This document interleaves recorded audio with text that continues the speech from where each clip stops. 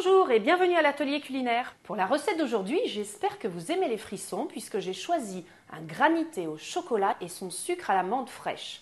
Ouf, rien que d'y penser, j'en ai la chair de poule, mais aussi l'eau à la bouche. Vous me suivez? Pour cette recette, nous avons besoin d'une tablette de Nestlé Dessert, de 500 ml d'eau, 120 g de sucre en poudre, plus 4 cuillerées à soupe et de 2 bouquets de menthe. Et oui, c'est tout. Bon, commençons le granité. Dans un saladier, on va verser 120 g de sucre en poudre, les feuilles d'un bouquet de menthe, puis l'eau bouillante. Et on laisse infuser tranquillement pendant 10 minutes.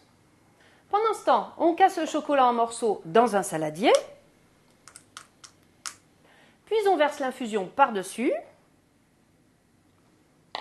et on patiente un peu pour que le chocolat fonde.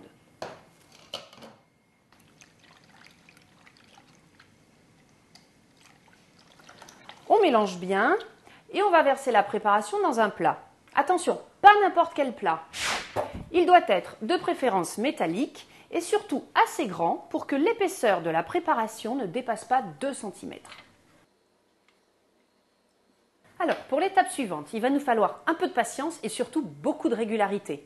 En effet, pour faire un beau granité, il nous faudra 3 heures au congélateur. Il faut le gratter à l'aide d'une fourchette toutes les 30 minutes pour décoller les paillettes qui se sont déjà formées. La préparation doit ressembler à la fin à de la glace pilée au chocolat.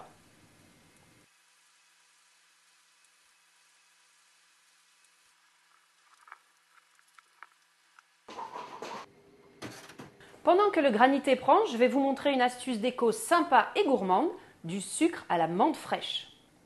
On commence par éliminer les nervures des feuilles de menthe. On place les feuilles dans un saladier avec les 4 cuillerées de sucre et à l'aide d'un pilon, on écrase.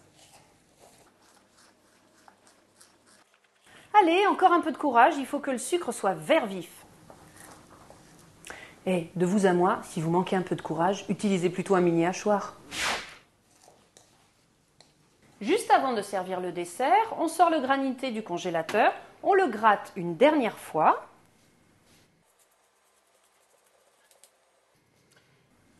Il nous reste à réaliser les quenelles. Pour cela, on prend 2 cuillères à soupe et on fait les quenelles comme cela.